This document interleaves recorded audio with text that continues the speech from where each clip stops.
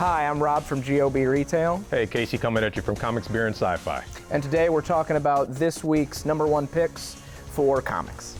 All right, first up today we've got Marvel's all-new Wolverine, number 14, X-23. She is under arrest for the potential murder of about a dozen innocent civilians taken in by S.H.I.E.L.D., but she swears it's not her.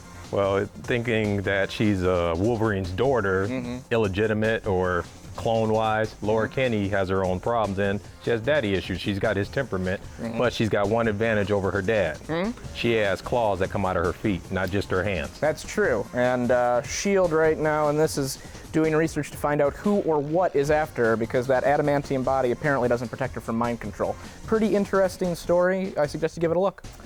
All right, next up for Marvel, I've got Thanos #1, a new story about the Mad Titan.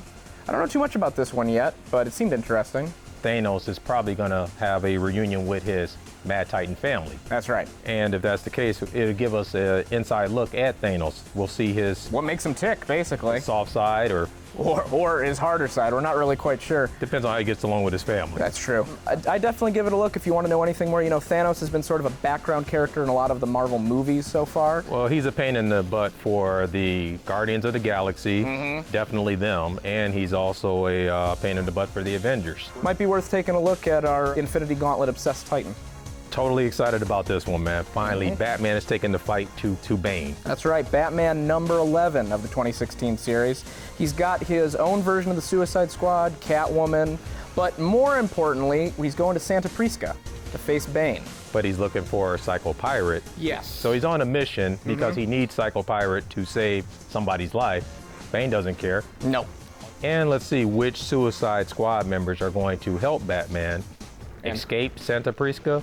Or defeat Bane, whatever it is he's there for. But Bane's got an army. Or betray him, given that he didn't exactly take them all on good terms. Definitely one I've been looking forward to. Give this one a look.